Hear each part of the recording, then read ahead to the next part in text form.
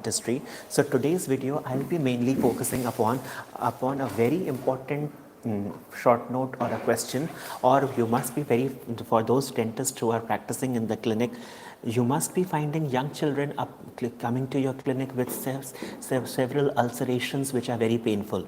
So such ulcerations, if it is found in young children, basically between the ages of 12 to 18 months, or at the time of that when the first permanent when the first lower deciduous central incisors is erupting. So this kind of an oral ulceration, mostly on the lower lip or anywhere in the mouth,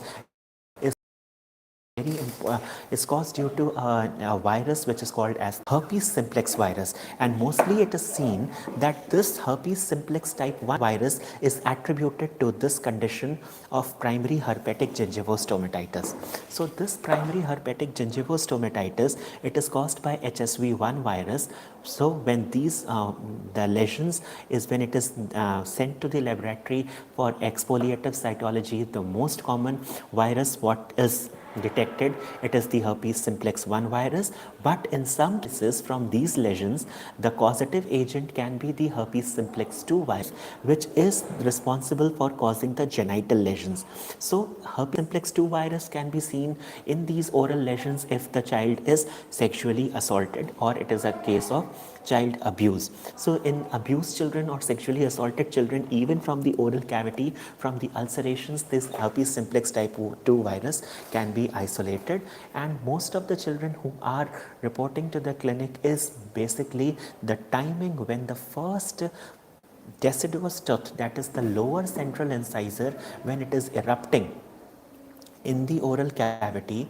So most of the children, they report to the clinic and they mostly say at 6 months of age, this lower central incisor, the first milk teeth erupts into the oral cavity. So when this lower deciduous central incisor is erupting into the oral cavity, the oral lesion can be the oral lesions can be seen in the form of epithelial vesicles, and intraepithelial vesicles, sometimes they rupture, and once these epithelial vesicles, once they rupture, they are going to cause very painful ulcerations in the oral cavity. So children are mostly unable to eat and drink, and mostly you can find that there is drooling of saliva from one side of the mouth. So this kind of an ulceration, if it is present in the oral cavity, if it is severely ulcerated, it can get secondarily infected with certain bacteria.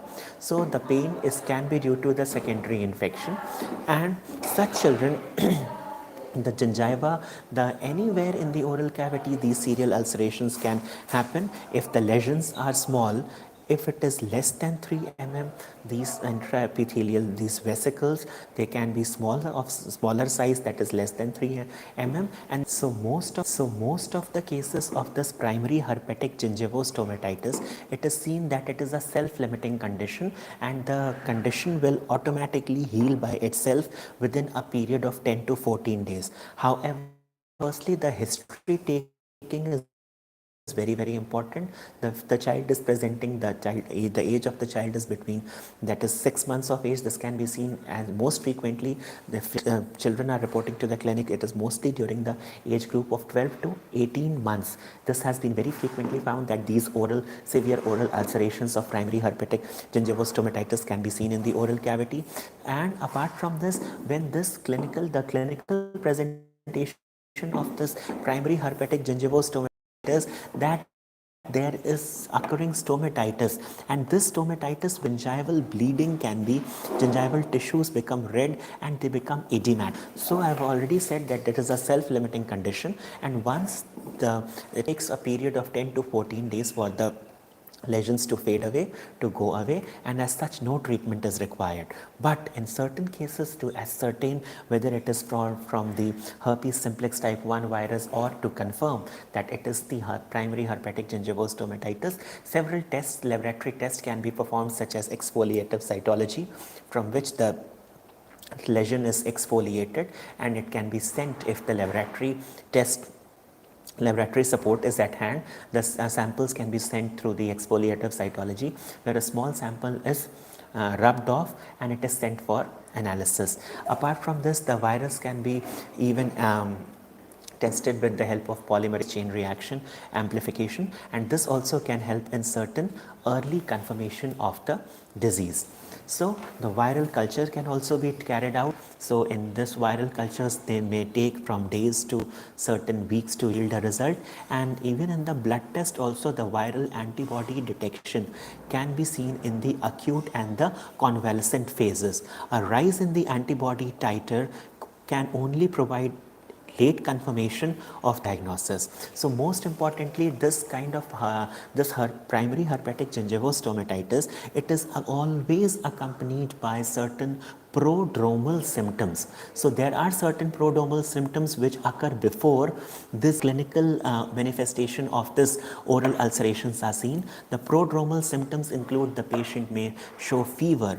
Prior to these eruption of these vesicles, the patient may have fever, the patient may have malaise, and apart from this, the child may be a little bit irritable, there is difficulty in eating and swallowing. So this kind of a prodromal history, prodromal symptoms occurs for 48 hours before the actual lesions appear in the oral cavity. Now when we come to the management, so the management of primary herpetic gingivostomatitis, it is seen firstly the symptomatic care is to be given, and since the patient is unable to tolerate any kind of fluid or any eatables, the patient is unable to take. So in such children, it is said that parents should be encouraged to take oral fluids. And very important, the painkillers, particularly the paracetamol, gives instant relief. Analgesics, paracetamol can be prescribed, that is 15 milligram per kg. 4-hourly paracetamol can be prescribed to such patients for the symptomatic relief. And most importantly, for older children, if this primary herpetic gingivostomatitis is found in older children, that is more than 10 years of age, chlorhexidine gluconate mouthwash 0.2% 10 ml 4-hourly can be prescribed to help in the relief from the symptoms. Apart from this, in children older than 10 years of age, the tetracycline or the minocycline mouthwashes may be given, may be beneficial, but mostly it should be avoided in younger children to prevent possible tooth discoloration. So this is another very important treatment modality in young children with severe ulcerations. If it is because young children, they do not have the ability to control their reflexes of swallowing. So in very young children, what can be seen if they are reporting with the severe ulceration, the chlorhexidine gluconate 0.2% swab can be used to wash, can be used to wipe off, can be swabbed over the affected areas with cotton wool swabs, and much of the pain of the oral ulceration is basically because of the secondary infection with certain bacteria. So chlorhexidine 0.2% mouthwash has been shown to have many beneficial effects. Apart from this, a mouthwash containing chlorhexidine 0.2% and benzadiamine hydrochloride, that is benzadiamine hydrochloride, Diflam C, may offer advantages over simple chlorhexidine alone. So apart from this, topical anesthetics can also be given to such patients, particularly the lidocaine gel, that is 2%, or lidocaine sprays, xylocaine sprays can be prescribed to provide symptomatic relief. But this is very important, any kind of a topical application of an anesthetic gel in young children in the oral for the oral lesions is mostly not so advisable, just because the numbing of the sensation can elicit that the patient may chew or bite the numbness of the particular area of the oral cavity may further exacerbate the traumatic lesions in the oral cavity. So mostly the topical application of lidocaine gel and xylocaine sprays is not that advisable. Apart from this, antiviral therapy can also be given in this. The acyclovir can be given in immunocompromised children, or the acyclovir oral suspension is there, or even intravenously it can be given in immunocompromised children to give instant relief from these oral lesions. And very important, the use of antiviral medications is contentious and usually reserved for children who are immunocompromised. This is very important, and there is some evidence that suggests that the administration of acyclovir in the first 72 hours of the primary herpetic gingivostomatitis infection is may be beneficial. So apart from this, adequate pain control is also required, and with regular administration of paracetamol should be given. Antibiotics, do remember, antibiotics are unhelpful because primary herpetic gingivostomatitis is purely, the causative agent for it is a virus, not a bacteria. So antibiotics won't help at all.